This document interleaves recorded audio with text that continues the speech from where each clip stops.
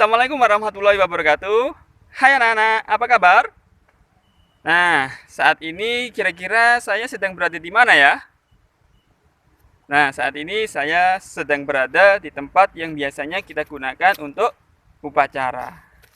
Nah, kelihatan jelas ruang makan kita yang biasanya kita gunakan untuk makan siang dan gedung sekolah kita.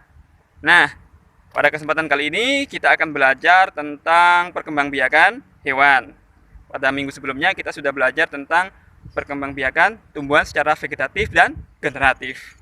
Nah, pada perkembangbiakan hewan, apakah juga ada yang generatif dan vegetatif?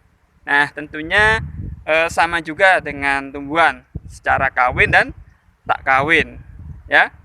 Jadi bisa kita lihat saja. Yuk, hewannya sudah menanti di sana, ya. Kita lihat. Oke, kita langsung ke hewan, kita amati ciri-cirinya, ya. Jadi perkembangbiakan hewan itu juga ada secara vegetatif dan generatif. Secara generatif itu artinya secara kawin. Nah, secara kawin itu terbagi lagi menjadi beberapa, ya. Apa saja? Beranak, bertelur, beranak, dan bertelur. Silakan kalian amati beberapa hewan yang akan saya tunjukkan. Itu tergolong hewan yang beranak, bertelur, atau mungkin keduanya. Oke, silakan kalian amati.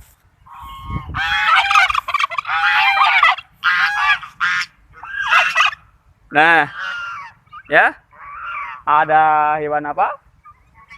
Ada angsa, ayam alas. Oh, di sana ada domba, ya. Nah, ada domba itu kelihatan.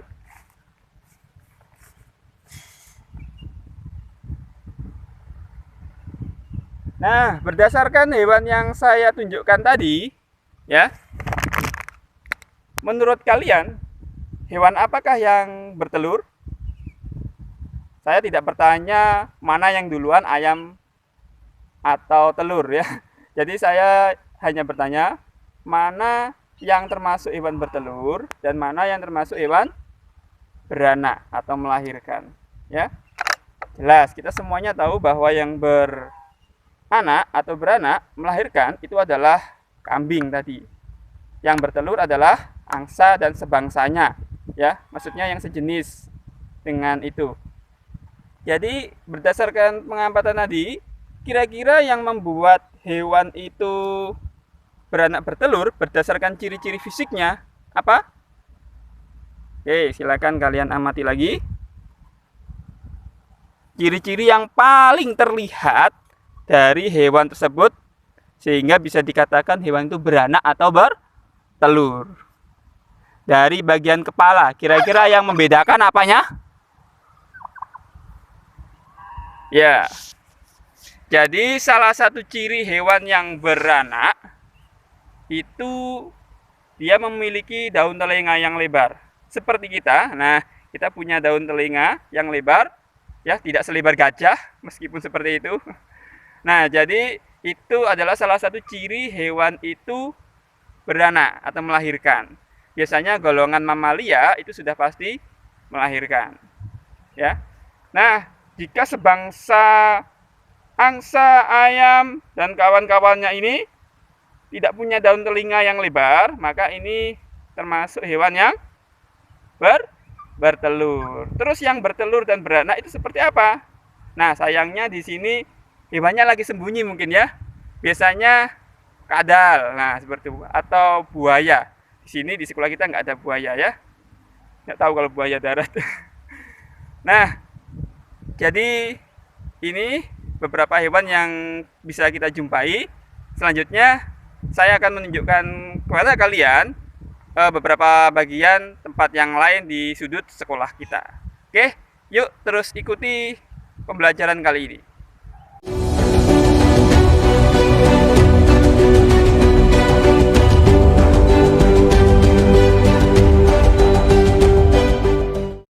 Oke, kali ini saya sedang berada di salah satu sudut sekolah kita, ya. Masih ingatkah?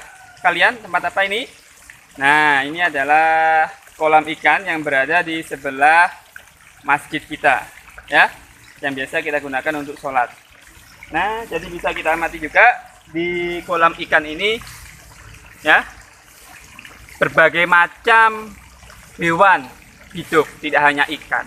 Kira-kira hewan apa saja yang hidup di air? Bahkan hewan yang gaib. Apa itu?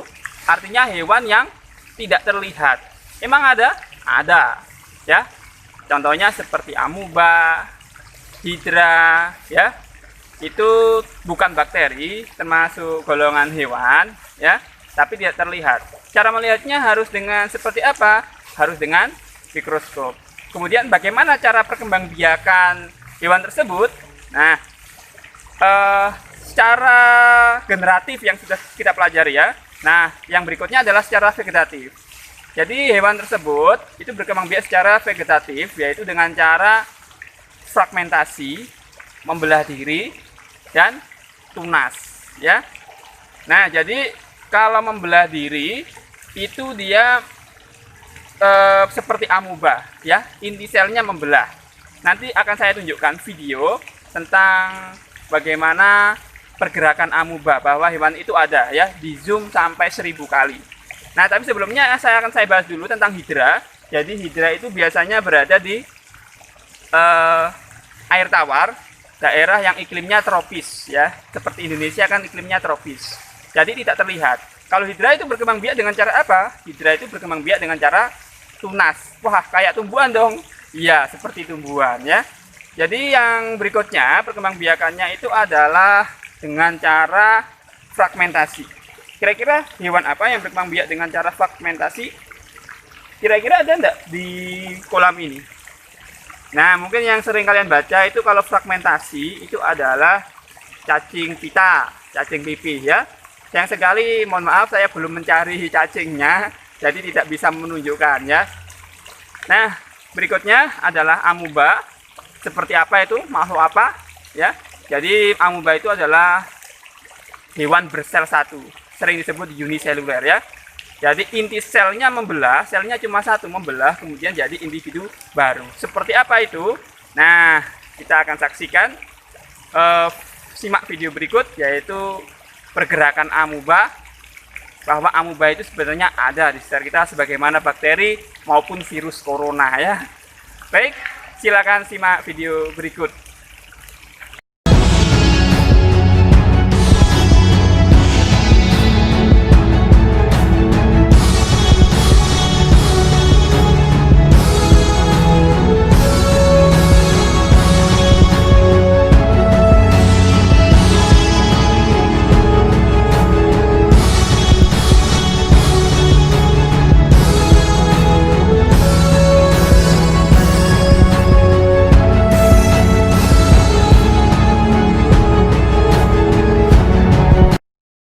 Itu yang bisa kita pelajari untuk hari ini.